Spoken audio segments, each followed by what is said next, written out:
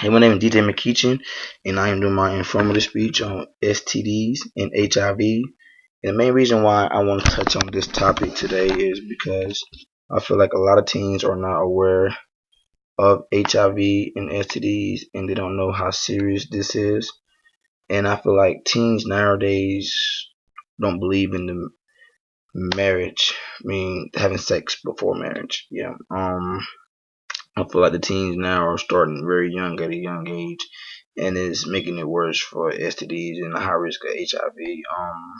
So yeah, before we get started, I want to say all my information came from www.ashashsexualhealth.org. Before we get started, I want to say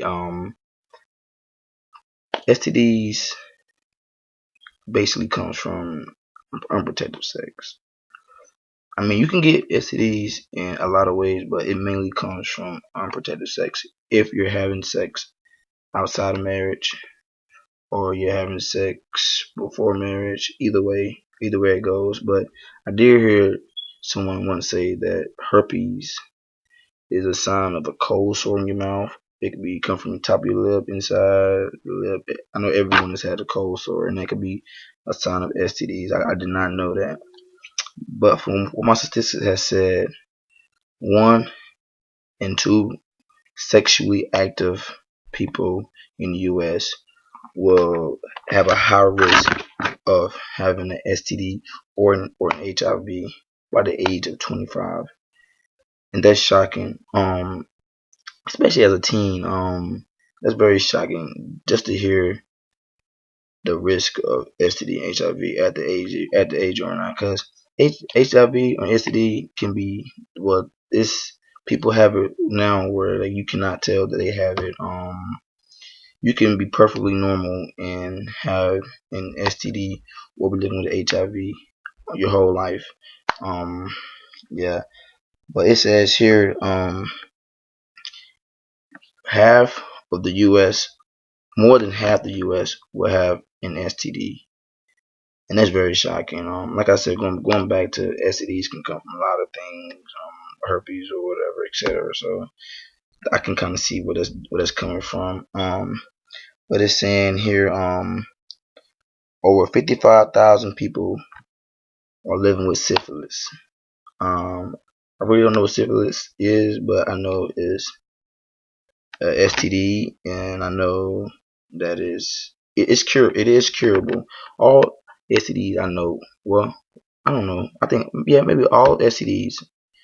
It has been said that it can be cured. I don't know how true it is, but it says it can be cured. So, but it's still not a high risk. You should still wear protective sex. It says here over 41,000 people are living with an HIV or AIDS in the U.S.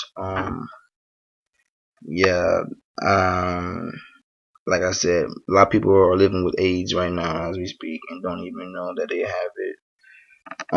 But it also says here that over 2 million people have chlamydia. 2 million people have chlamydia. Like I said, I really don't know too much about the STDs with chlamydia.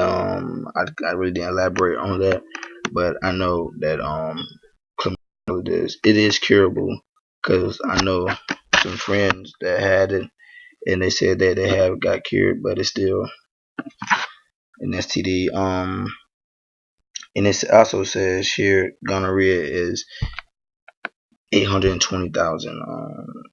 Just to hear those big numbers is very shocking. I didn't really know that a lot of people can live with this and not know that they don't have that. So yeah, it says here that